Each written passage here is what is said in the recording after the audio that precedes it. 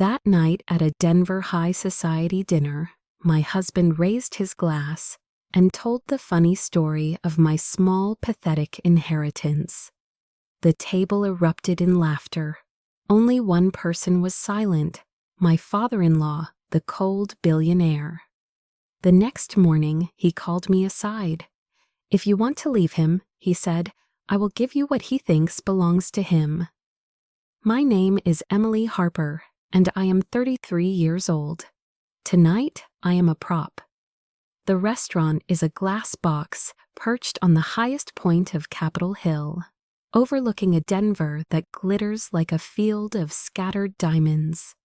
We are surrounded by expensive air, the scent of truffle oil, and the low, confident hum of old money mixed with new, aggressive tech wealth. I sit beside my husband, Nathan Brooks, my hand resting limply on the starched white linen. His partners, his parents, his world. Nathan is holding court. He does this well. He leans back in his chair, swirling a Cabernet so dark it looks black in the low light. He is handsome, all sharp angles and easy smiles. And tonight he is performing. "You all know Emily," he begins, and my stomach tightens. This is the opening act. He gestures to me, a magnanimous sweep of his hand. My grounded, sensible Emily, she keeps my feet on the ground. A few polite chuckles. My mother-in-law, Evelyn, beams at him, proud of her creation. "So her aunt passed away recently," Nathan continues, his voice dropping into a tone of mock sympathy. "Sweet old lady, where was it, honey?" "Perry, Oklahoma," I say. My throat suddenly dries. "Perry," I repeat, but my voice is swallowed by the clinking of silverware. "Right, Perry. Anyway, we were all on pins and needles, waiting for the will. We're thinking, maybe a nice little nest egg. Maybe the old lady had some stocks tucked away." He leans in, as if sharing a grand secret. Emily gets the call, and she inherits.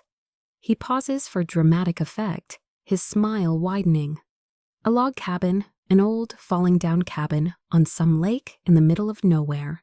And he raises a finger, wait for it, for about $40,000. He leans back triumphant as the wave of laughter hits. It is not kind laughter. It is the braying, sharp sound of people who measure life in millions, not thousands. They laugh because the number is, to them, adorable, a rounding error. He calls it, Nathan says, grinning at me, her middle-class retirement fantasy. Can you imagine? The table roars. My face is hot, my hands cold. I am gripping the linen napkin in my lap so hard my knuckles have turned white. I try to smile, to be the good sport, the wife who can take a joke, but the smile feels like stretched plastic. Jessica Lang, a sleek brunette colleague of Nathan's, who spends too much time touching his arm, leans forward. She pats Nathan's shoulder, her eyes flicking to me with a predatory gleam. "Oh, Nathan, be nice," she purrs. "It's sweet." And besides, she doesn't need a retirement plan. She hit the jackpot, did she not? She winks. She's got the Brooks bank account to make up for that drafty little cabin. More laughter, vicious, validating laughter. Nathan soaks it in. He raises his glass, quieting the crowd for his punchline. His eyes meet mine across the table, and they are bright and empty. "Don't worry, everyone," he announces, his voice booming with false generosity. "If Emily goes completely broke from that tiny, tiny inheritance, the Brooks family will still let her sleep on the sofa." The explosion of laughter this time is deafening. It rocks the table. Men slap their knees. Women dab at their eyes. And I just sit there. I am the punchline. My Aunt Ruth's life, her home, the careful savings she scraped together, all of it reduced to a joke about a sofa. I look around the table. Every face is laughing except one. At the head of the table, Richard Brooks, my father-in-law, has not cracked a smile. He is a man carved from granite, the architect of the Brooks real estate empire. He is watching me, not Nathan, not the laughing crowd, me. His eyes, usually a flat, dismissive gray, are sharp and difficult to read. He holds my gaze for a beat longer than is comfortable, then slowly, deliberately lifts his own glass and drains it. He says nothing. If you have ever been the only sober person in a room full of drunks, you know the feeling. If you have ever been made a punchline by the one person who is supposed to protect you, made to feel small in front of a world that already considers you an imposter. Because my revenge started that night. It did not start with a scream or thrown wine or tears. It started with the silence of the one man who was not laughing. The cut to morning is brutal. 5 a.m. The sky outside our floor-to-ceiling condo window is a bruised pre-dawn purple. The city is quiet, but my mind is not. I am in the kitchen, a cavern of Italian marble and stainless steel. The espresso machine hisses, a sound that usually comforts me. I am making Nathan's coffee, a perfect double-shot cappuccino with precisely foamed milk, just the way he likes it. It is routine. It is what I do. But today something is different. My hands are steady as I pour the milk, but my thoughts are not on breakfast. I am not thinking about whether to make eggs over easy or scrambled. I am thinking about lawyers. I am thinking about the prenuptial agreement I signed so eagerly, so full of love and trust. The one Nathan's lawyer said was just a formality. I am thinking about joint accounts and separate property. And I am thinking about Aunt Ruth's cabin, the one with the screened-in porch, the smell of pine and lake water, the place she taught me to be strong, the place Nathan has never even bothered to visit. I carry the coffee into the master bedroom. Nathan is asleep, one arm flung over his head, his face smooth and untroubled in the half-light. He looks like a boy, innocent. He is not. I set the cup on his nightstand. I watch him breathe for a long moment. I see it all clearly now. I, Emily Harper, hospice nurse. I, the girl from Oklahoma, who deals in the most profound, non-negotiable reality, death. I, who holds the hands of dying people, who values dignity and truth above all else. I have been living a lie. I let myself become their story. The agreeably interesting wife, the grounded one, the girl with just enough tragedy in her past to be interesting but not enough to be inconvenient. I was the prop Nathan used to prove he was not just another spoiled rich kid. He used my simplicity, my quiet, my work to perform his own humility, and I let him. I smiled when his mother, Evelyn, called my inheritance quaint. I stayed silent when Nathan forgot to invite me to business dinners, explaining that they were boring. I let him manage our joint finances because, as he always said, "You have bigger things to worry about, honey. You save lives. I'll just make the money." Last night was not an accident. It was not a drunken slip-up. It was a performance. He needed to show his partners, his family, and especially Jessica Lang, that I knew my place, that I was the sofa girl, that I was grateful. I turn from his bed and walk back to the kitchen. The sun is just beginning to touch the edges of the city, painting the skyline in strokes of gray and rose. It is beautiful, and I hate it. Last night was the last straw. I pour myself a cup of black coffee. I open my laptop on the cold marble island.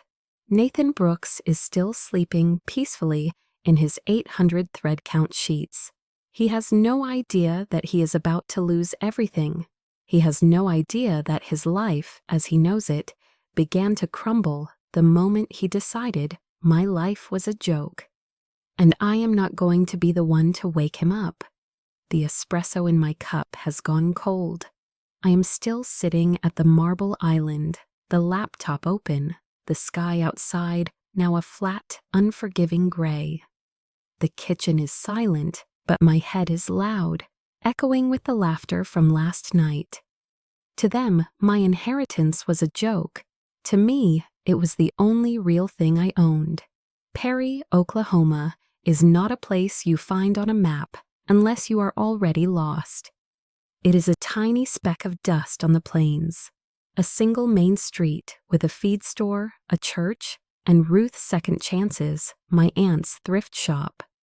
I grew up there, raised by my Aunt Ruth. After my parents decided they were too young for a child and too restless for Oklahoma, Ruth was a force of nature, a woman who wore men's flannel shirts, fixed her own plumbing, and believed in the inherent value of things other people threw away. Her shop was a glorious, dusty cathedral of discarded furniture, chipped teacups, and forgotten stories. "Look at this, Emily," she would say, running her hand over a scarred wooden dresser. "Someone painted it yellow, a horrible, sad yellow, but look underneath." She would take a piece of sandpaper, and with a little work, a deep, rich mahogany would appear. It was always there. I just needed someone to see it. She taught me everything: how to balance a checkbook down to the penny, how to spot real silver at a garage sale. And the most important lesson, the one she drilled into me every single day: do not ever be in debt to a man, Emily. Not for money, not for time, not for your own self-worth. You pay your own way, always. When she died, the lawyer, an old man who smelled like pipe tobacco, read the will. I was her sole heir. The shop was to be sold, the proceeds to cover her modest debts. For me, she left the cabin, an old log structure on a small, quiet lake, the one we went to on hot July weekends. She also left me her savings. The lawyer cleared his throat, adjusting his glasses. The final amount after probate came to $42,154. To the Brooks family, that number was a punchline. To me, sitting in that stuffy Oklahoma office, it was the world. It was a shield. It was the pay-your-own-way money Aunt Ruth had promised. It was, I thought, my freedom. I moved to Denver a year later. I needed the mountains, the crisp air, the anonymity of a big city. I got a job as a hospice nurse at a downtown hospital. It is hard work, draining, emotional, and the pay is not what you would call Brooks level. But it is real. When you are sitting with someone in their last 48 hours, there are no performances. There is no posturing. There is only the truth. I met Nathan at a coffee shop, not a charity gala. He was not wearing a custom suit. He was in jeans and a worn-out University of Colorado sweatshirt. He was, I learned later, in the rebel phase of his inheritance. Working at a boutique investment firm his father did not own, living in a loft his father did own, but for which Nathan paid rent. He was charming. He listened.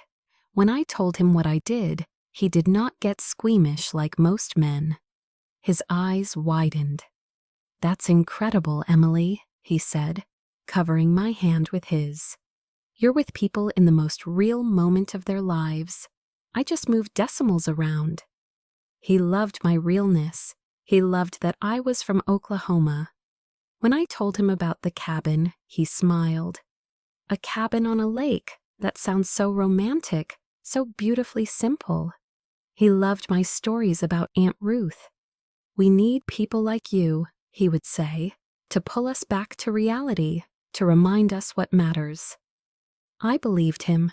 I believed that my realness was a balance to his wealth, not just a novelty. We got married. I moved from my small, sensible apartment into the glass box overlooking the city, and then came the talk about money. "Emily, honey," he said one night, rubbing my shoulders as I looked over our wedding photos. "Let's make this easy. Let's just combine everything. I don't want you ever worrying about a bill or a statement or a tax form. You have the most important job in the world. You focus on that. Let me handle the boring stuff." It sounded like love. It sounded like protection. I trusted him. We opened a joint account. My paycheck, which felt embarrassingly small, next to his trust fund disbursements, went right in. But I kept two things separate. Aunt Ruth's voice in my head was too strong. The cabin and the $42,000. They remained in my name, in a separate bank account at a different bank. Nathan laughed when I told him. "Of course, honey, you're pay your own way money. It's adorable." He was less amused when he found the key to my small safe deposit box, where I kept the cabin deed. "Why is this on your nightstand?" he asked, holding it up. "It's the key to my box." "I know, but we don't keep secrets. We live here together. What if there's a fire? Let me put it in the main safe." The main safe was a walk-in steel vault in his office behind a painting of a boat. Reluctantly, I agreed. He took my key and put it in his safe, the one only he had the combination to. I started to feel the walls close in. I was a hospice nurse. I was a Brooks. The two identities did not fit. At Brooks' family functions, I became invisible. The wives of Nathan's partners talked about ski trips to Aspen and which preschool had the shortest wait list. I had stories about helping a 90-year-old man find peace with the son he had not spoken to in 40 years. I stopped telling my stories. The jokes about my inheritance started early. They were gentle at first. Nathan's mother, Evelyn, was the worst. "Oh, Emily, you and your little treehouse," she chirped at a garden party. "It's just darling. It's like a little game for you." I smiled. I endured. This was the price. I told myself this was the trade-off for marrying into a world where I would never worry about a leaky roof or a car repair. Only Richard, my father-in-law, was different. He was always quiet. He rarely spoke to me at all, his presence a block of cold, judgmental silence. But I noticed something strange at those endless stuffy dinners. If I did happen to mention my work, a detail about a patient, a frustration with the medical system, he would stop eating. He would just watch me. His eyes, for a split second, would lose their coldness. They would soften just a little, revealing something tired, something that looked like understanding. Then, just as quickly, the steel door would slam shut, and he would turn to Nathan and ask about quarterly projections. I assumed it was just strained politeness. The class difference became a chasm. I felt myself shrinking. My own dreams, the ones that seemed so clear in Oklahoma, started to look small and silly in the Denver sunlight. I had always wanted to open a small independent hospice, a place that felt like a home, not a hospital.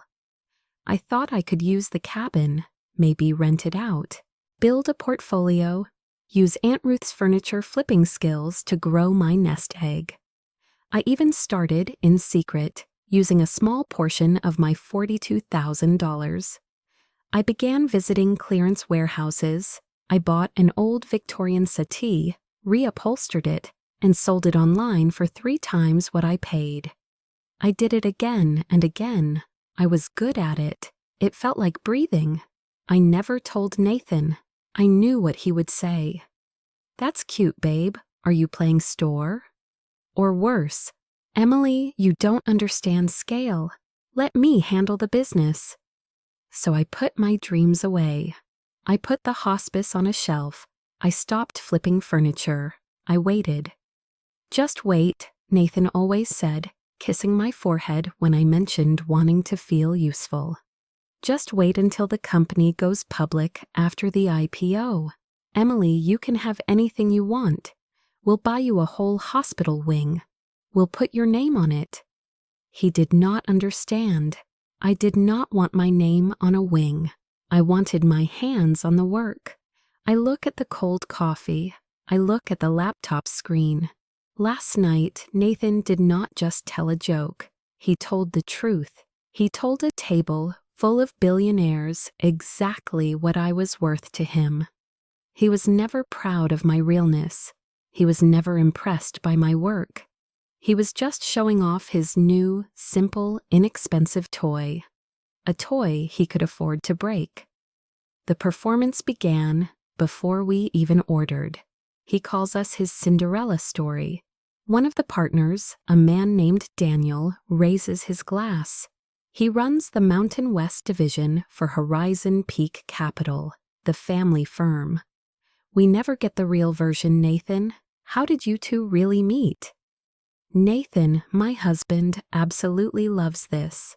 He leans in, the light from the city skyline catching one side of his perfect face. I've told you, Daniel, I was slumming it at a coffee shop, and there she was, this angel of mercy, reading some book that probably cost $5. The table, our audience, chuckles politely. But the real story, Nathan says, his voice dropping, the part he loves is what she brought to the marriage. He winks at Daniel, a man-to-man gesture of shared superior knowledge. While I'm here just drowning in Brooke's assets, Emily, he waves his hand at me, a magician presenting his assistant. She brought a rotten old cabin on a lake and a heart bigger than her bank account. The laughter is warmer this time, more appreciative. Nathan is so charming, so self-deprecating. Then Jessica Lang, his colleague, the one who touches his arm too often, pipes up. Her voice is clear and sharp, and it cuts right through the murmur of the rooftop bar. Oh, stop it, Nathan. We all know the real question. She turns her bright, cruel eyes to the head of the table, to my father-in-law, Richard. We have an office pool going. What was Emily's inheritance, exactly? The betting is capped at $50,000. The air on the terrace freezes. This is new territory. This is beyond the pale, even for them. I watch Nathan.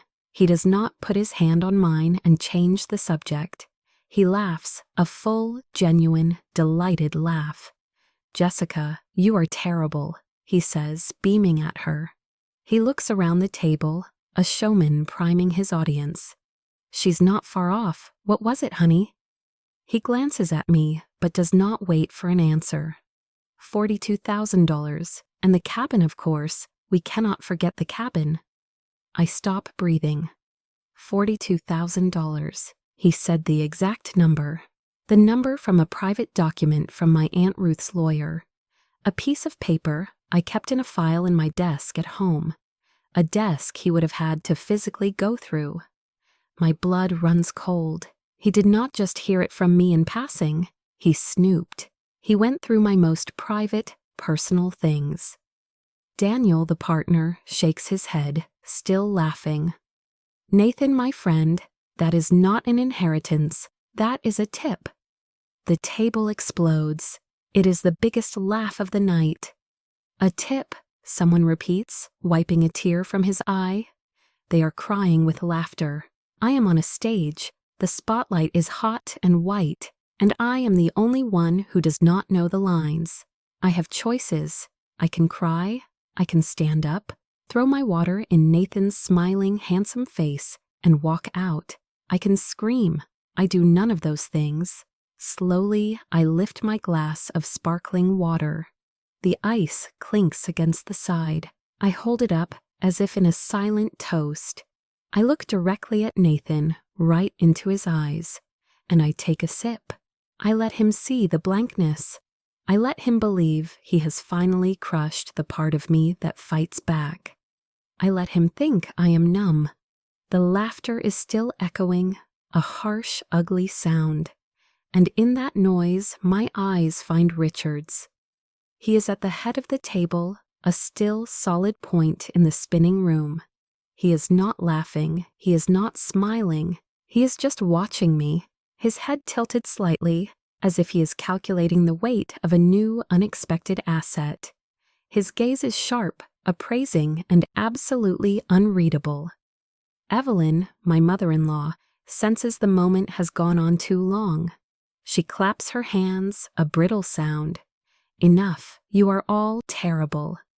She pivots, launching into a long-winded speech about the new Brooks Family Foundation. Some charity ball they are planning, but Jessica is not done. She smiles sweetly at Evelyn.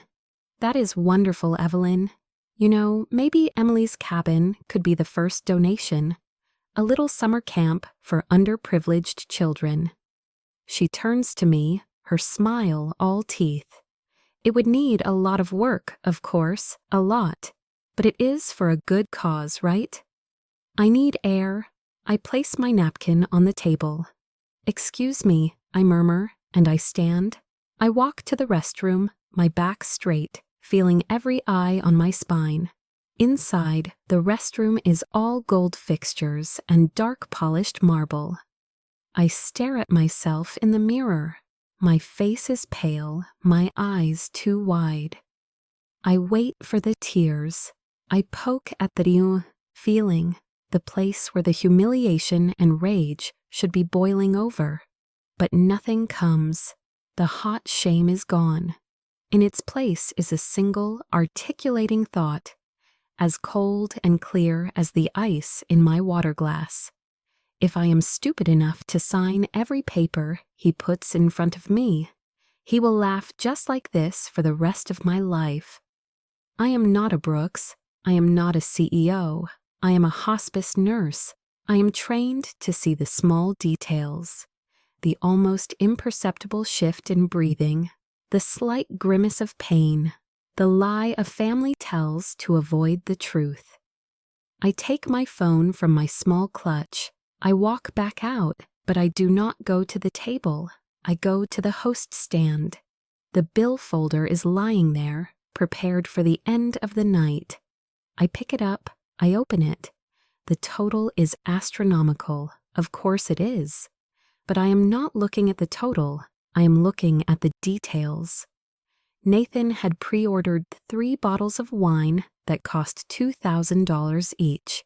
He had booked the private terrace, and it was all being charged to a Horizon Peak Capital corporate card. But the reservation, the name on the receipt, said host Nathan Brooks, partner. A thrill, cold and sharp, goes up my spine. Nathan is not a partner. He is a vice president. He desperately wants to be a partner, but he is not. Using the company card for a personal dinner and misrepresenting his title to the vendor is not a joke. That is not a tip. That is fraud. I take a picture of the receipt, the details perfectly clear. I put the folder down and walk back to the table. They are on to dessert.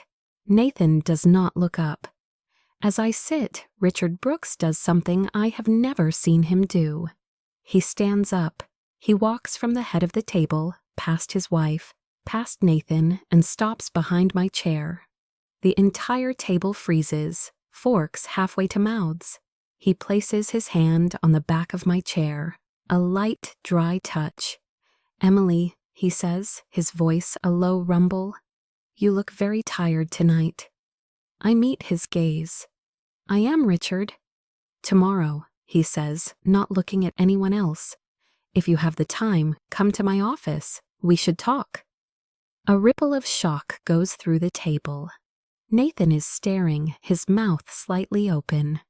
Richard walks back to his seat and sits down. The spell is broken. Nathan immediately leans into me. He misunderstands completely. He thinks his father is chiding me, worrying that the poor, simple wife cannot handle a late-night party. His hand finds mine under the table, and his grip is not loving. It is a warning. His fingers dig into my bones. "Do not you dare make a scene," he hisses, his smile still plastered on for the partners. "Just smile. It is not that hard." I let him hold my hand. I let him squeeze until it hurts. I turn my head and smile at him, a wide, bright, empty smile. But in my mind I have already left. The door is open. The escape hatch is clear. Later, walking to the valet, Nathan is ahead of me, complaining about the wait. He is laughing with Jessica, his arm thrown casually around her shoulder. I stop on the curb. I pull out my phone. I do not look at the text messages from my friends. I do not look at my work schedule. I open my personal banking app, the one Nathan does not know about, the one I have been funding with my secret furniture flipping, my play money. I look at the balance, then I look up at my husband, the man who thinks my inheritance is a tip, and I begin, very methodically, to delete the entire fantasy of we. I am a creature of habit. At 7:03 a.m., I place a plate of perfectly runny poached eggs on toasted sourdough in front of my husband. The coffee, an imported single-origin bean he insists on, is already at his left hand, the foam on his cappuccino thick and stable. This morning the ritual is not wifely devotion. It is a performance. It is the last act of the woman he thinks I am. Nathan does not look up. He is hunched over his phone, his thumb moving in a rapid, energetic swipe. A small, self-satisfied smile plays on his lips. "God, Jessica is hilarious," he mutters, more to his phone than to me. "She's still going on about your retirement cabin. She said the whole office is dying. Daniel called it the tip heard around the world." He chuckles, takes a bite of egg, and keeps scrolling. I say nothing. I sit across from him at our ridiculously large glass table, sipping my own black coffee. I am invisible. He does not ask how I am feeling. He does not apologize. He does not even register the silence. The space I am taking up is just a void. I use that void to watch him. He is a man who truly, deeply believes he is untouchable. He has never faced a consequence, and he cannot imagine one exists. He finishes, stands, and kisses the air near my head. "Gotta run. Big day. Do not wait up." The heavy front door clicks shut. The condominium is silent, save the hum of the refrigerator. I wait exactly 1 minute. Then I take his plate, scrape the leftover yolk into the disposal, and place the dish in the washer. I wipe the counter clean. I am methodical. I am a nurse preparing a sterile field. Then I walk to his office. I do not bother with his locked drawers. I know the key is in the back of his desk globe, but I do not need that. I need the laptop, my laptop. Back at the kitchen island, I open it. The financial audit of my marriage begins. I start with the joint accounts, the ones he manages so I do not have to worry. The online portal opens. The balance is lower than it should be, much lower. I open the transaction history. There are transfers, large ones, $50,000 here, $75,000 there. They are all directed to an investment fund I have never heard of. A high-risk crypto venture with a name that sounds like it was invented by a teenager. I click on the details. In the memo line for each transfer, Nathan has meticulously typed "hot opportunity, discussed" with E. He typed my initial as if I were a partner, a co-conspirator. He has been building a paper trail, and I am the alibi. A cold, sharp anger, unlike the hot humiliation of last night, cuts through me. This is not a joke. This is theft. My hands are shaking, but not from fear, from rage. I keep digging. I leave the joint accounts and go to my own files, the ones I keep for Aunt Ruth, the cabin, the inheritance. I have a PDF of the original deed, the letter from the lawyer, all in a folder marked Oklahoma. I open the file for the deed just to look at it, to remember what it feels like to own something outright. And I see a new file, one I did not put there. It is dated to 6 months ago. North Star, Oklahoma mortgage agreement. I click it. My blood turns to ice. It is a loan document, a mortgage for $100,000 taken out against the cabin. My cabin. The signature on the bottom is my name, Emily Harper, but it is not my signature. It is a scan, a sloppy digitized image of my name, clearly copied from another document and pasted onto the line. I look at the date on the document, March 14th. I open my old hospital work calendar. March 14th, I was pulling a double. I was on the clock for 16 hours, holding a dying man's hand while his family screamed at each other in the hallway. I have time-stamped work emails to prove exactly where I was. He did not even ask, he just took it. My breath catches, but I force it down. Think, how did he do this without me knowing? The bank would have sent letters, emails. I open my personal email. I search for North Star. Nothing. I search for mortgage. Nothing.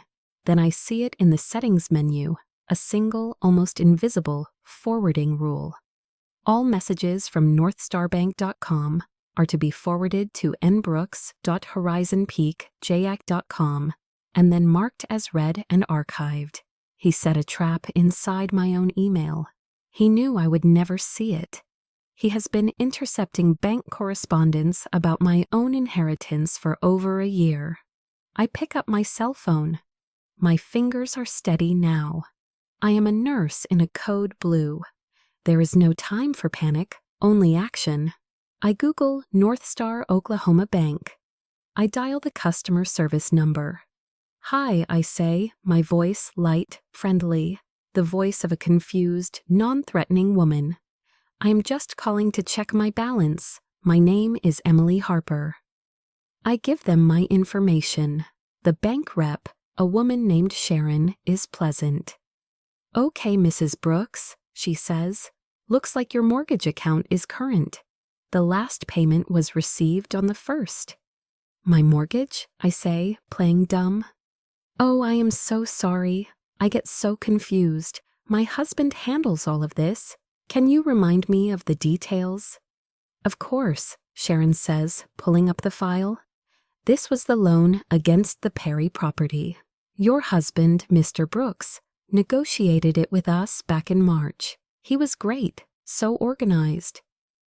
He really is, I say, my voice sweet. He takes care of everything. He was saying it was just a temporary solution, a bridge loan, Sharon continues, chatty. He said you were both planning to sell that old family asset soon to pay it all off and free up some capital for a family investment. A very smart man. A family asset. He told them it was a family asset. He lied using his smooth, confident Brooks voice and erased me from my own story. He turned Aunt Ruth's gift into his collateral. Thank you, Sharon, I say. You have been a huge help. I hang up. I sit on the island stool and one by one take screenshots. The joint account transfers, the discussed with e-memos, the forged mortgage document, the loan date next to my work schedule, the email forwarding rule. I save everything. I open a new email window, one for an old secret email account I created in college, one Nathan has never seen. I attach every file. I forward every damning email from the archive folder.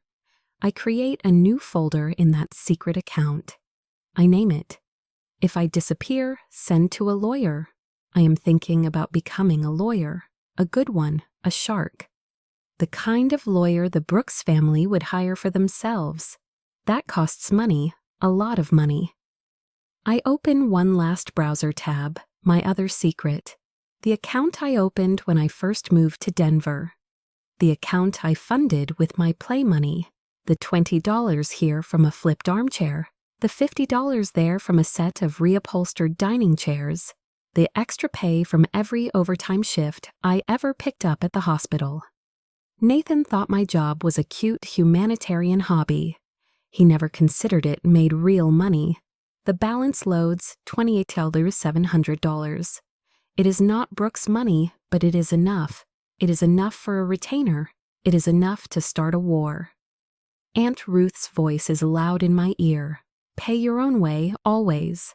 I am staring at the number, a small, fierce smile on my face, when my laptop pings. A new email. It is not from the bank. It is from the Lion's Den. From Richard Brooks to Emily Harper. Subject follow-up. Emily, come to my office at noon today. We need to talk about your aunt's cabin. R. He knew. He saw the joke last night. And he did not just see a joke. He saw an asset. He saw a discrepancy. My father-in-law, the man who never spoke to me, had been paying more attention than I ever could have imagined. I look at the clock. It is 9 a.m. I close the laptop. Nathan did not just mortgage a cabin, he mortgaged my life. He signed my name, erased my past, and used my inheritance as a chip in his game. Last night was not a joke, it was a confession. The Horizon Peak Capitol building is a monument to glass and steel, a middle finger to the Denver skyline. The lobby is a vast, echoing cavern of white marble and corporate art designed to make you feel small. Richard's office, however, is not on the top floor. He is on the 50th, not the 60th, and the office itself is quiet. I expected more marble. I expected a desk the size of a car. Instead, the room is paneled in dark, rich wood. The furniture is leather, old and comfortable. It smells like books and pipe tobacco, not glass cleaner. There are no panoramic views of the Front Range, just a normal window looking out over the city. There is only one photograph on his massive, uncluttered desk. It is not Evelyn or Nathan or the family. It is a small, framed black and white picture of a much younger Richard, looking thin and fierce, standing in front of a three-sided, dilapidated wooden shack. He is not smiling. He does not ask if I want coffee. He just gestures to the chair opposite him. Sit down, Emily. I sit. The silence in the room is heavy, absolute. He stares at me. His gaze is unflinching as it was last night. I have heard my son, he begins, his voice a low gravel, making jokes about your inheritance at family dinners for almost 2 years.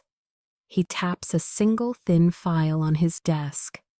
I assumed it was just his usual boorish lack of taste, but after last night, and after a few irregularities were brought to my attention by my internal audit team, I realized I could no longer afford to ignore it. He slides the file across the polished wood. It stops perfectly, just in front of my hands. You work in hospice, Emily. You deal in final, non-negotiable truths. I find I respect that, so here is a truth for you. I open the binder. It is not a financial report. It is an execution order. It is a series of wire transfers, memos, and account statements, all from a shell company called Apex North Investments. The transfers are from my husband, Nathan Brooks, to his colleague, Jessica Lang. And then I see the source of the seed money. North Star, Oklahoma, Richard says, as if reading my mind. A loan for $100,000. The collateral listed is one Perry Lake property, Oklahoma. My blood does not run cold. It evaporates. It seems, Richard continues, steepling his fingers, that my son and Miss Lang fancied themselves the next big crypto investors. They poured that $100,000 plus another $50,000 from a company account into a digital wallet that is, as of this morning, worth approximately 10 cents on the dollar. He leans back. It is all gone, wiped out. His eyes, gray and flat, lock onto mine. They miss nothing. I have only one question for you, Emily. Did you sign the papers authorizing that loan against your property? This is the moment. This is the test. The old me, the wife who smoothed things over, would have hesitated. She would have tried to protect him. That woman died last night. No, I say. My voice is quiet, but the sound is absolute. On March 14th, the day that loan was signed, I was at St. Luke's Medical Center working a 16-hour double shift. I have my time-stamped shift reports and 6 witnesses who will attest I never left the building. Richard Brooks does not smile. He just nods, a single, slow, decisive nod. He looks satisfied, as if a theory has been confirmed.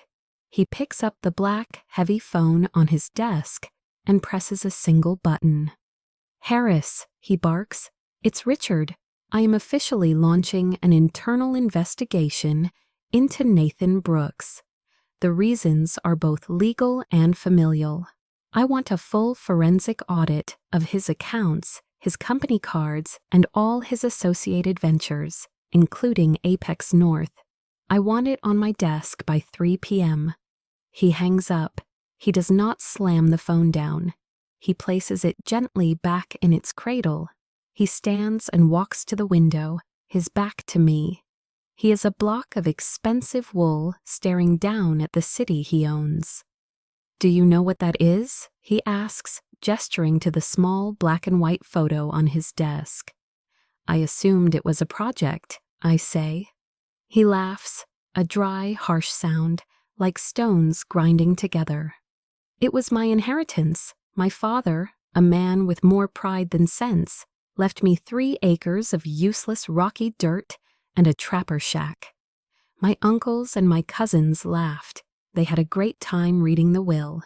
They called it Richard's pasture. They made the same jokes about me that you heard last night." He turns around. His eyes are not cold anymore. They are burning. "I took that useless dirt," he says, "and I borrowed $20,000 against it. I built my first fourplex on that land. I never forgot the feeling of being laughed at by stupid rich men who inherited everything and built nothing." He walks back and sits down. "I hate a lot of things, Emily. I hate incompetence. I hate waste. But more than anything," he leans forward, "I hate a man who takes something of value, whether it's a plot of land or a cabin in Oklahoma, and calls it a joke, and I despise thieves. So," he says, "we have a decision to make. If you want to leave him, if you want to walk away, I will not stop you. My lawyers will ensure you are gone cleanly and quickly with what is yours." He pauses, leveling his gaze at me. "But if you want to fight, I will help you.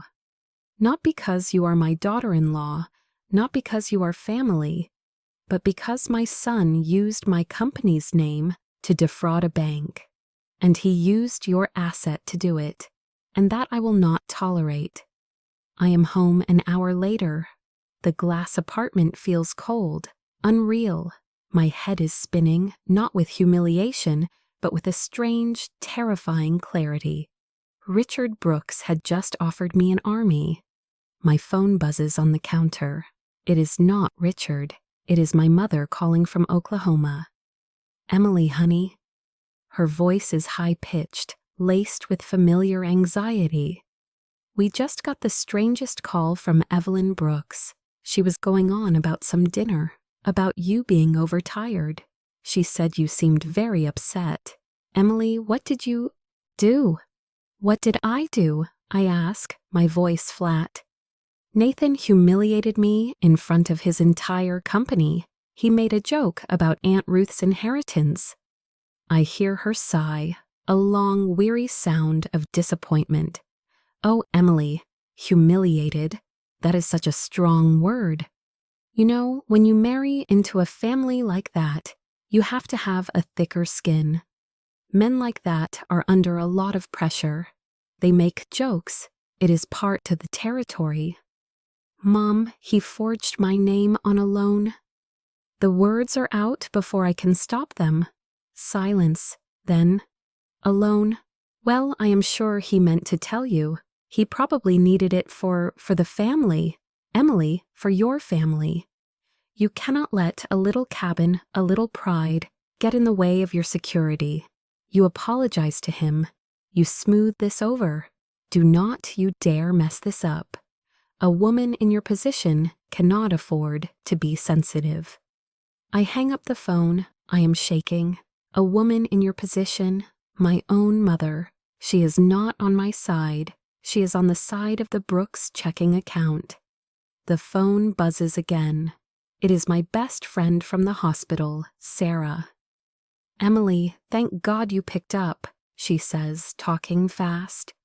I am so sorry. I should have told you. I have to tell you. Tell me what? I was at that hospital fundraiser a few months ago, the one Nathan bought a table at. I heard him. He was at the bar, drunk, talking to Dr. Evans. He was laughing. Sarah takes a shaky breath. He was talking about you. He said, your inheritance was your consolation prize. He said, I quote, it's the perfect gift for the girl who will never quite reach the Brooks level. A hollow, empty feeling opens up in my chest. Why didn't you tell me? I didn't want to hurt you, she says, her voice cracking. I thought he was just a drunk idiot. I thought you were happy. Emily, I am so sorry. I end the call. I stand in the middle of my perfect kitchen, surrounded by a life I did not build and do not own. It is not just Nathan, it is all of them. My mother, his friends. They all see me as a commodity. My value is not my work, not my kindness, my ability to sit with the dying. My value is measured entirely by my tolerance for humiliation. My worth is my silence. I make a decision. I am not going to take Richard's first offer and run. I am not going to pack a bag and file for a hysterical, messy divorce. That is what they expect. The sensitive woman, the overtired wife. No, I am going to do nothing. I am going to let Nathan Brooks come home tonight. I will let him kiss the air next to my cheek. I will let him continue to believe he is the smartest man in the room, the untouchable performer. And I am going to take my $28,000, my play money, and hire the most ruthless lawyer I can find. I will not say a word. I will let him keep performing day after day, not knowing that I am no longer his audience. I am the one dismantling the stage piece by piece until the lights, the curtains, and the entire production come crashing down. The dominoes begin to fall, not with a crash, but with a click. It happens at 3 a.m. during the graveyard shift. I am in the quiet, sterile break room of the hospice wing. The smell of burnt coffee and antiseptic hangs in the air. My feet ache. A patient, Mr. Henderson, has just passed peacefully. I held his hand. I closed his eyes. I am in the real world. Then I check my phone. It has exploded. Sarah, my mother, friends from college I have not spoken to in years, all with the same message, a link. Is this you, Emily? Watch this. Holy crap, is that Nathan? My fingers are numb as I click the link. It is not a news site. It is TikTok. The video is 15 seconds long. The angle is shaky, filmed from across the table by a hand trying to hide its phone. It is Daniel's wife. I can see her diamond bracelet flash. The audio is horrifyingly clear. the glass box restaurant, the glittering Denver skyline. Nathan's voice, loud, confident, and full of wine. Her middle-class retirement fantasy, a tip, $42,000. Let her sleep on the sofa. And then the braying, awful, soul-sucking laughter of the entire table. The camera in its shaky arc pans past Nathan, past Jessica, and lands for just a second on me. I watch myself. I have never seen this woman before. She is not angry. She is not sad. She is not humiliated. She is just gone. Her eyes are two black holes. Her smile is a tight, desperate rictus, a mask stapled to her face. She is a ghost at her own execution. The caption overlaid in simple white text reads, "This is how Denver's richest heir talks about his wife's inheritance." The video has 1.2 million views. It has been up for 6 hours. While I was changing Mr. Henderson's morphine drip, the social media team at Horizon Peak Capital was watching a 5-alarm fire eat their reputation alive. The tip heard around the world, as Nathan had called it, is now the tip that sank the stock. Financial bloggers, local news, even the Denver Post business columnist have picked it up. This is not a family spat. This is a toxic internal culture problem. This is a next-generation leadership problem. This is Nathan, the future of the Brooks Empire, publicly mocking his wife's small 6-figure inheritance. The number has already inflated while bragging about using family money. My phone rings in my hand. It is not a text, it is a call. "Nathan," I answer. I say nothing. "What did you do?" He does not yell. He hisses, a venomous, panicked hiss. I am quiet. I listen to the sharp, fast breathing on the other end. "What did you do, Emily? What did you tell them? Who did you pay to film that?" "I am at work, Nathan," I say. My voice is calm. The voice I use to tell a family their loved one is gone. This is your fault," he spits. "You just had to sit there, didn't you? Looking like a miserable little martyr. You could not just take a joke. You ruined it. You ruined the joke. Emily, it was a funny joke. And you sat there with your sad sack face and made me look like a monster. That video is cut. It is edited. That is not what happened." He is spiraling, the rapid-fire desperation of a man who has never been told no. I take a slow breath. "You should call your father, Nathan, not me." I hang up the phone. 2 hours later, at 7 a.m., just as the sun is hitting the market, Richard Brooks convenes an emergency, unscheduled meeting of the Horizon Peak Capital Board of Directors. An internal memo is sent out at 9 a.m. It leaks by 9:30. Effective immediately, Nathan Brooks is suspended from all duties, his company cards frozen, and his signing privileges revoked, pending a full and transparent internal review of all personal and discretionary accounts related to or impacting family assets. Richard did not just put out the fire, he used the smoke as cover to launch the audit he had wanted all along. This is my window. I do not go home. I leave the hospital, take the bus to a different neighborhood, and walk into a small independent leasing office under a name they will not recognize, Emily Harper. I rent a 400-square-foot studio apartment. It is on a loud street, smells like old carpet, and is a 10-minute walk from the hospital. I pay the deposit and first month's rent in cash from the $28,000 in my Play account. I'll pay my own way. I go to the glass box apartment. I know Nathan will be at the office in that boardroom being ritually disemboweled by his father. I pack one suitcase. I take my uniforms, my running shoes, my books, the single framed photo of Aunt Ruth. I leave the designer dresses. I leave the handbags. I leave the jewelry Nathan bought me. the heavy, glittering props for his performance. I walk into the massive walk-in closet. My side is now empty. I look at my left hand. The diamond is huge, cold, and perfect. It is a prop, too. I twist the ring off my finger. It leaves a pale, indented mark. I walk to the kitchen and place the ring on the cold black granite countertop, right in the middle. I take a "while you were out" notepad from the junk drawer and write 4 words. This is the only thing that belongs to you.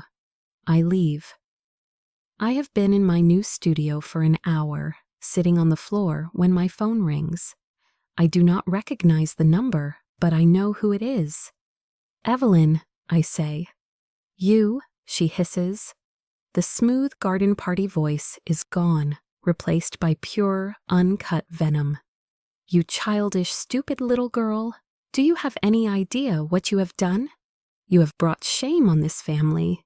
You have humiliated my son after everything we did for you." I wait.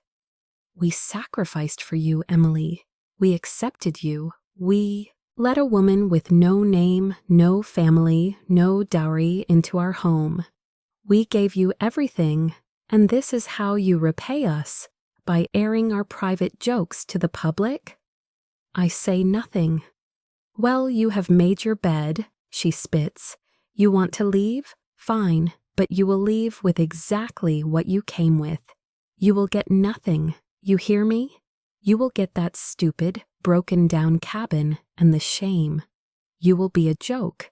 You will never work in this city again. You will be the woman who tried to sue the Brooks family and lost." I hear a small click on her end. She has hung up. My phone immediately rings again. A different number, also blocked. "Emily, it is not a question, it is a statement." The voice is a low, gravelly rumble. "Richard." "You are not alone," he says. His voice is clipped. "All business. A lawyer will be in contact with you by the end of day. Her name is Nora Blake. She is the best. She is already retained. Do not speak to Nathan. Do not speak to my wife. Do not sign anything they send you." He pauses. "Understood?" "Understood," I say. The line goes dead. I sit on the floor of my empty studio.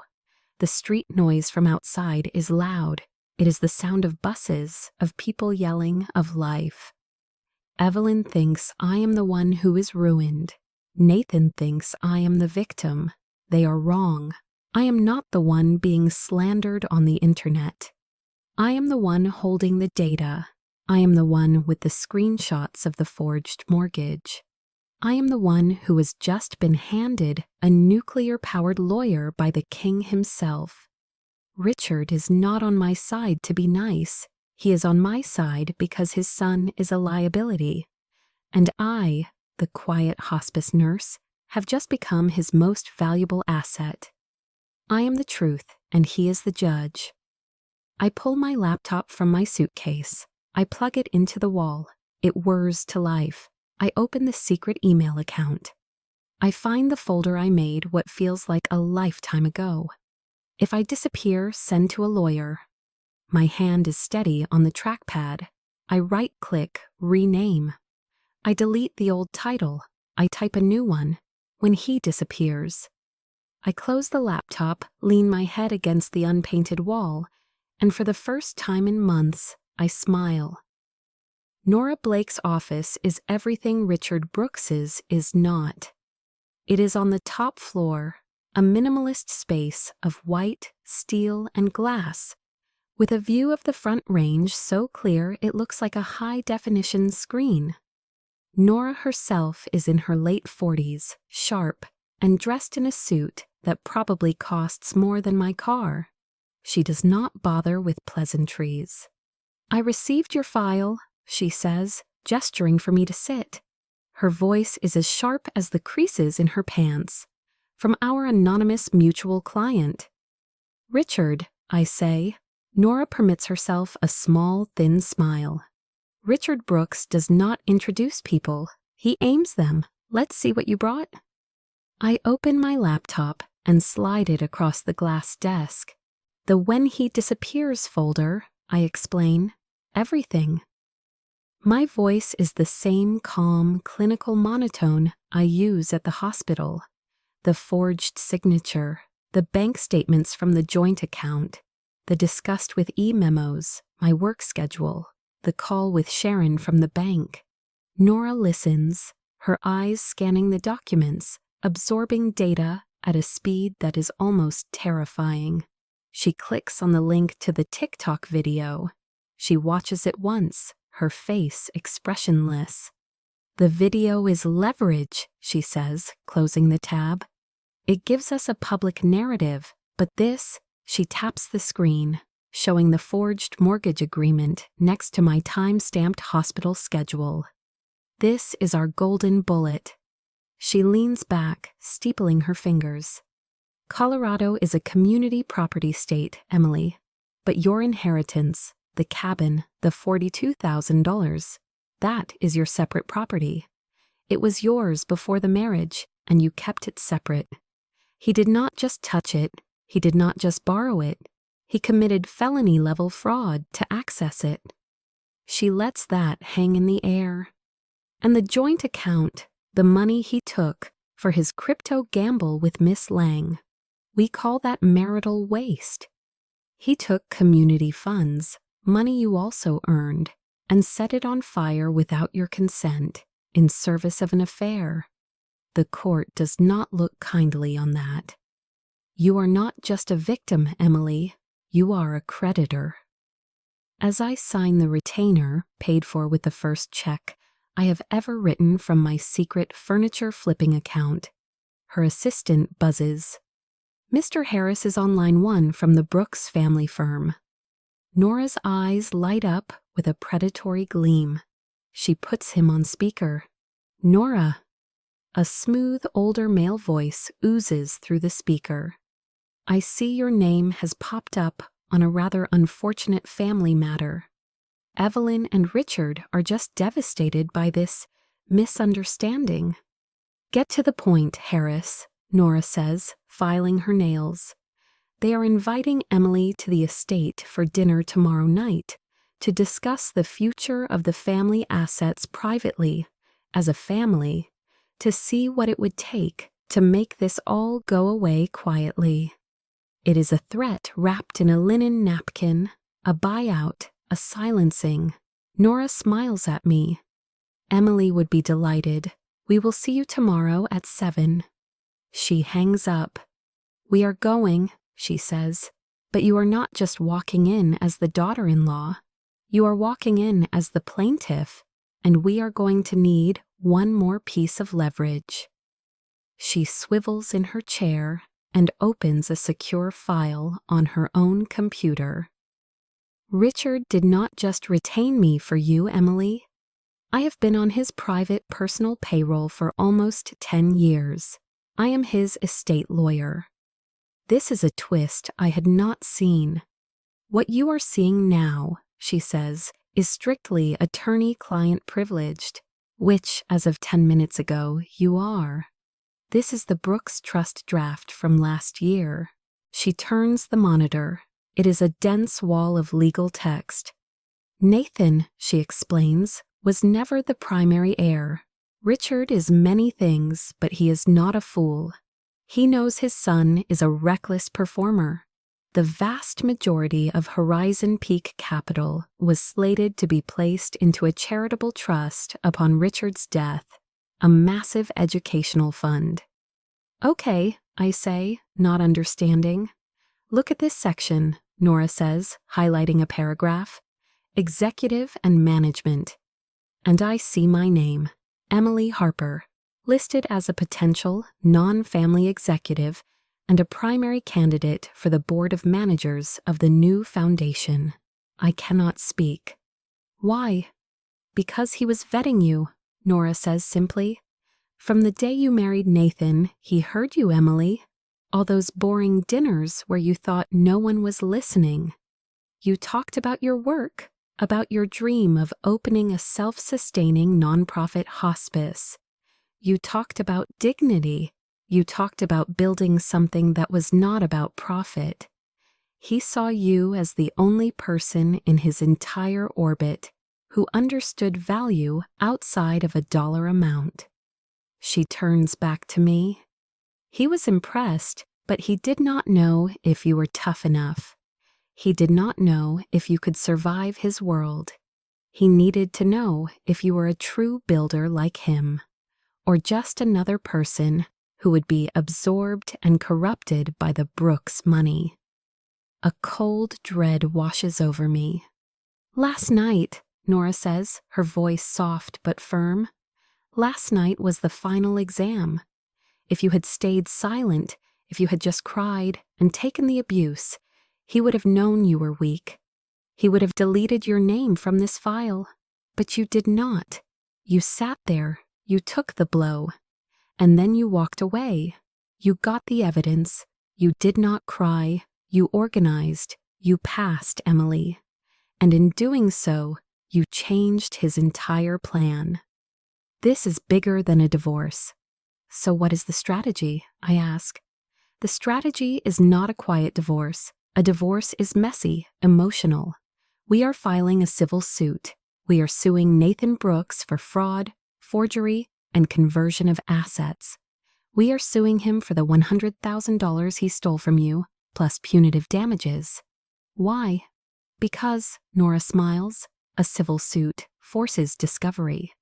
It forces him to open all his books, every email, every text, every secret account.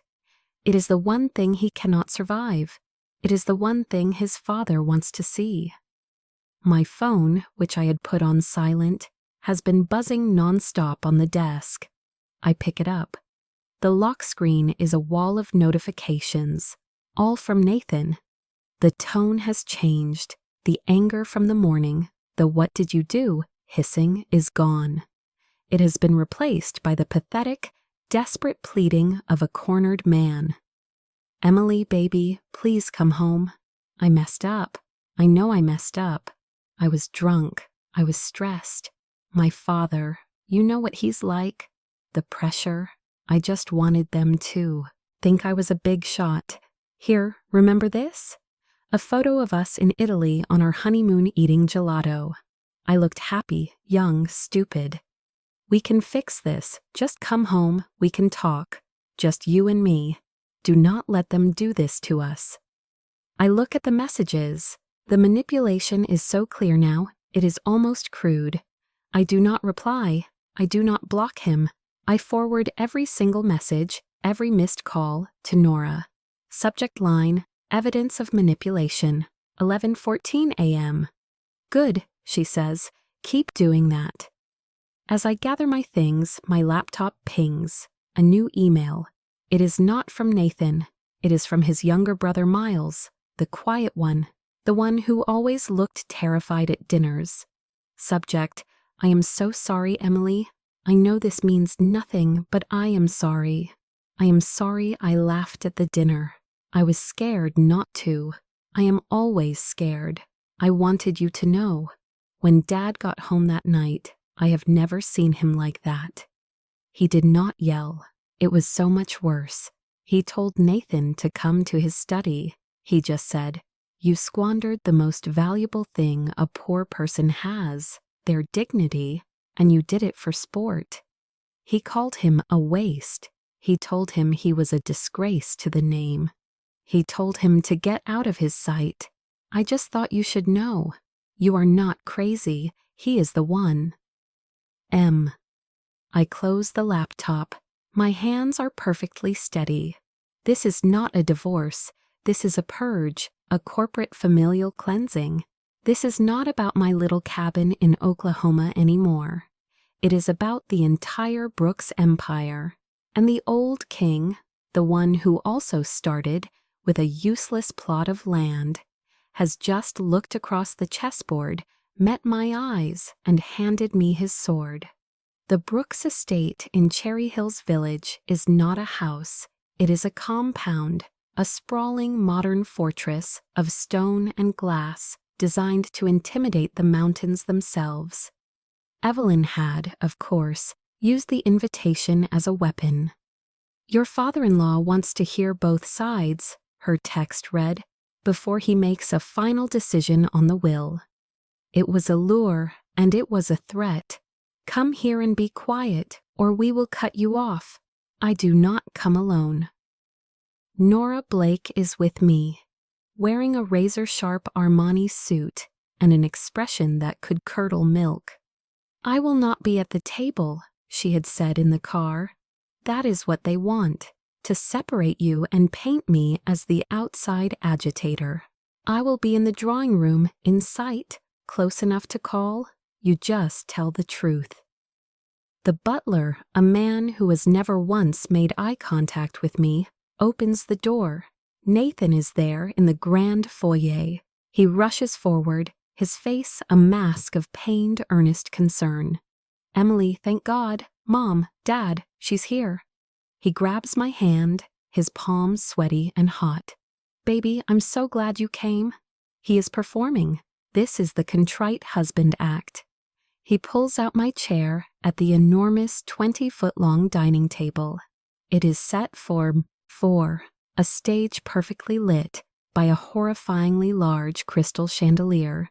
As I sit, he leans down, his breath hot in my ear, his smile still fixed for his parents at the end of the table. Please, he hisses, his voice a desperate, venomous whisper. Do not make so much as a scene. Just go along. I will fix this. I promise. I say nothing.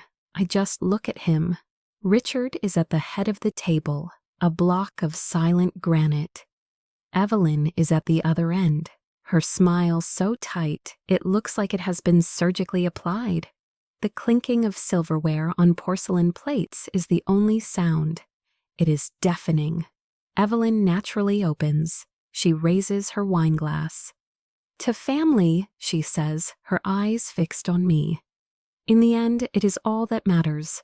More than money, more than pride. She takes a delicate sip. The implication is clear. I am expected to swallow mine. Richard speaks. Emily, Evelyn says you have been upset. Nathan immediately jumps in. Dad, it was a misunderstanding. I was not speaking to you, Nathan, Richard says, his voice flat. He does not raise it. He does not need to. Nathan shuts his mouth so fast his teeth click. Richard turns his flat gray eyes back to me. Emily, this is it. I place my fork down, aligning it perfectly with my knife. I look directly at my father-in-law. On Thursday night, I begin, my voice clear and steady, the voice I use to explain end-of-life directives. Nathan made my inheritance a topic of public ridicule. He then quoted the exact private sum of that inheritance, which he obtained by going through my personal files. He laughed while his colleagues called it a tip, and joked that I would be sleeping on the sofa. Nathan tries to speak, but I continue, my gaze locked on Richard. This morning I discovered that 6 months ago, Nathan used my separate private property, my aunt's cabin, as collateral for a $100,000 personal loan, which he secured by forging my signature. He then lost all of that money and an additional $50,000 from your company in a failed crypto investment with Jessica Lang. The TikTok video, Richard, was not the problem. It was a symptom. Silence. Complete, suffocating silence. Evelyn is pale. Nathan looks like he is going to be sick. That is a lie, Nathan finally explodes, half standing. She is making it up. It was a joke. Everyone was drinking. We were all laughing. It was a joke about the cabin. Richard just watches him, his face unreadable. A joke, Richard says. Yes, I see. He motions to the butler, who is standing like a statue by the wall. Thomas, turn on the screen and the audio. A massive television hidden behind a panel of dark wood lights up the dining room. Thomas, using a tablet, touches a button. The TikTok video fills the room. We are all forced to watch the shaky camera, the glittering lights, and the sound, Nathan's braying, confident voice, middle-class retirement fantasy, $42,000, let her sleep on the sofa. And then, worst of all, the laughter, Evelyn's high-pitched titter, Nathan's roar, the deep, appreciative chuckles of his partners. It echoes in the grand dining room, a soundtrack of their own cruelty. I watch myself, the ghost at the table, the woman with the dead eyes and the stapled-on smile. The 15-second clip ends. It replays and replays. "Turn it off," Evelyn whispers, her hand to her throat. Richard waits for a full minute, letting the sound of his own family's laughter fill the space before he nods to Thomas. The screen goes black. "My son, the comedian," Richard says into the silence. He reaches down beside his chair and pulls up a thick, leather-bound briefcase. He snaps it open and pulls out a single, thick, spiral-bound file. He drops it on the center of the table. It lands with a heavy, final thud. "This," he says, "is not a joke." He taps the cover. "This is the forensic audit I commissioned 48 hours ago. This is the wire transfer to Apex North. This is the email from North Star, Oklahoma, thanking you, Nathan, for providing the digital signature so quickly. This is the discussed with e-memo. This is the report showing your total losses at $150,000. I hate two things in this world," Richard says, his voice dangerously soft. "I hate a man who is not ashamed of his own failures, and I hate a man who treats another person's property like a toy." He looks at Nathan, who has sunk back into his chair, his face the color of old paper. "And now," Richard says, "we come to the will." Evelyn sits up, her eyes wide with a new, sudden hope. She thinks this is a test for Nathan. She thinks he is about to be forgiven. Richard reaches back into his briefcase. He pulls out a different file, this one a thin, blue-backed document. "As you both know," Richard says, "my previous will placed the majority of my assets into a charitable trust.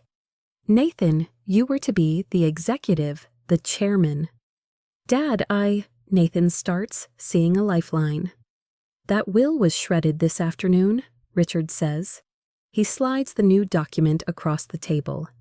"This is the updated, filed, and irrevocable Brooks Family Trust."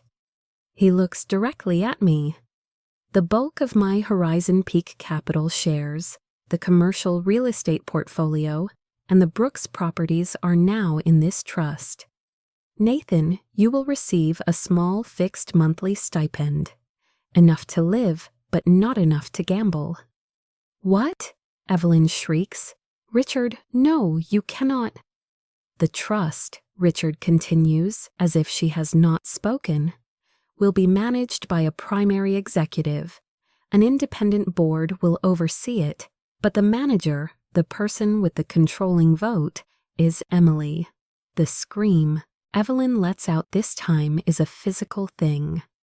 "You bastard!" She turns on me. "She did this. That little gold digger, that nurse. She came in here. She seduced you. She did nothing." Richard's voice cuts through her hysteria like an axe through ice. "If Emily were a gold digger, Evelyn, she would have sat at that table, swallowed the humiliation, and stayed silent for another 10 years, waiting for me to die. That would have been the smart play. That is what you would have done." His eyes are terrifying. "Our son," he points at Nathan, "took a woman's inheritance, the one thing she had from her family, and used it as a poker chip to impress his girlfriend. Emily is not the gold digger. She is just the only one at this table with any integrity, and I will not have my life's work burned to the ground by a fool." Nathan is white. He turns his eyes, wide and unbelieving, to me. You did this. You went to him. You told him stories. You stole my life. I have not said a word in 10 minutes. I finally speak. I did not have to tell him stories, Nathan, I say. I just brought the truth to the one person in this family who seems to recognize it. Richard nods. He stands up, placing his napkin on the table. The meal is over. I am not signing this to reward Emily, he says, looking at his son. I am signing this to protect my legacy from you. You have two choices. You will sign a divorce agreement peacefully, giving Emily everything that is hers, including the cabin and full restitution for the loan. Or you can fight, and I will let Nora Blake and the Denver Post do the rest. Your choice. He turns and walks out of the dining room, leaving the three of us in the echoing silence. The mediation is not a negotiation, it is a vivisection. We are in Nora Blake's largest conference room, a sterile, sun-drenched space that feels more like a laboratory than a law office. The table is glass, and no one can hide their knees from shaking. I sit with Nora. Across the table, Nathan sits with his lawyer, a slick, expensive-looking man named Apprentice. At the head of the table sits Mr. Harris, the Brooks family's legal counsel, acting as the mediator and representative of the Brooks Trust. There is no press, no audience, but the air is hotter and thinner than any courtroom. Apprentice, Nathan's man, opens. He is all smooth condescension and feigned sympathy. My client is a man, a young man who is deeply remorseful. Apprentice begins, steepling his fingers. He made a mistake, a joke in poor taste, which was then, unfortunately, taken out of context by a viral video. He gestures toward me. His wife, Emily, is understandably upset. We are here today to see what it will take to make Mrs. Brooks feel whole. Of course, we must all be realistic. We are talking about a premarital asset, a small cabin in Oklahoma, which my client forged my client's name to illegally mortgage for $100,000. Nora cuts in, her voice like a scalpel. She does not even look at Apprentice. She addresses Harris. Let's dispense with the theater. We are not here to discuss hurt feelings. We are here to discuss felony fraud. Apprentice's smile twitches. Nora, please, let's not be inflammatory. We are also looking at a marriage where the significant, overwhelming majority of assets were provided by Mr. Brooks. Apprentice continues.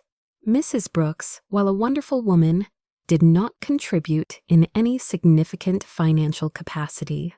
She did not? Nora asks, her voice full of bright, dangerous curiosity. She taps her tablet.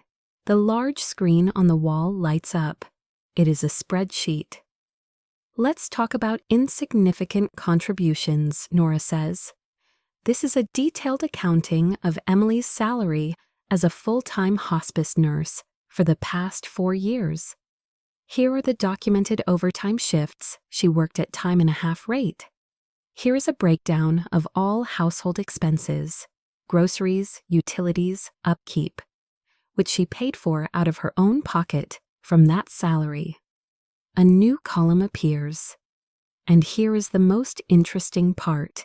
Here are the itemized tax deductions Mr. Brooks took for his continuing education program, a program he paid for using a joint account but for which he received a personal tax credit, a credit that was only available because their combined income with Emily's salary fell below a certain threshold. By my calculation, Emily's insignificant salary not only paid for their entire life, but also saved your client, Mr. Apprentice, an additional $30,000 in tax liability. The spreadsheet is brutal. It shows in black and white that I was not a freeloader. I was the one being fleeced. So, Nora concludes, My client is not here for a realistic offer. She is here to collect on a debt, the first of which is the $100,000 loan he took in her name without her knowledge. Before Apprentice can respond, Mr. Harris at the head of the table clears his throat. On that subject, Harris says, his voice the smooth, unhurried rumble of old money. The trust has a separate concern. He slides a file across the glass to Apprentice. This is an internal memo from Mr. Nathan Brooks to the Horizon Peak Acquisitions team. In it, he proposes a high-risk, high-reward investment, the one we now know as Apex North, and in his prospectus, Harris puts on his reading glasses. He lists as available family assets, he pauses, 1 Perry Lake property and inherited Brooks holding. He then lists the approximate value of Mrs. Brooks's private inheritance, which he calls secondary family liquidity. Harris looks up over his glasses at a very, very pale Nathan. This was not just a deception of your wife, Mr. Brooks. This was a direct fraudulent misrepresentation to the board of your father's company. You listed your wife's private property as a family asset. You lied to the banks and you lied to your family. Nathan snaps. He stands up so fast his chair screeches and almost topples over. He is not looking at Harris or Nora or his own lawyer. He is pointing at me. His face is a dark mottled red. You traitor. You did this. You sold me out. You ran to my father with all your little pathetic stories and you sold me out. I do not flinch. I just watch the man I once loved completely disintegrate. Nora Blake, calm as a statue, simply says, Mr. Mediator, please note for the record that Mr. Brooks has stood up, is using threatening body language, and is verbally abusing my client. This is a classic pattern. Sit down, Nathan, Apprentice hisses, yanking at his client's suit jacket. Nathan falls back into his chair, but his eyes are still on me, burning with a new, terrifying hatred. Mr. Harris sighs as if this is all very tiresome. This brings me to my final point, he says, pulling a single, cream-colored envelope from his briefcase. I have here a letter from Mr. Richard Brooks to be read into the record of this mediation. He unfolds the letter. It says, and I quote, "To all parties, be advised that the terms of the Brooks Family Trust are ironclad. The transfer of assets to said trust is complete and irrevocable. However, the clause pertaining to the executive of Mrs. Emily Harper has one final condition." Harris looks directly at me. The full assets and voting power of the trust will only be transferred to the management of Mrs. Harper upon the legal, final, and certified dissolution of her marriage to Mr. Nathan Brooks, and a legal affirmation of her complete financial independence from him. This is to ensure that my son, in his desperation, cannot and will not ever, through coercion, manipulation, or reconciliation, get his hands on a single share of the company he tried to destroy. Apprentice's jaw drops. Nathan does not seem to understand. He is just vibrating with rage. This is, Apprentice stammers. This is Richard's master stroke. He has not just disinherited his son. He has made me the firewall. He is ensuring that I have every possible incentive to finalize the divorce and no incentive to ever go back. Apprentice,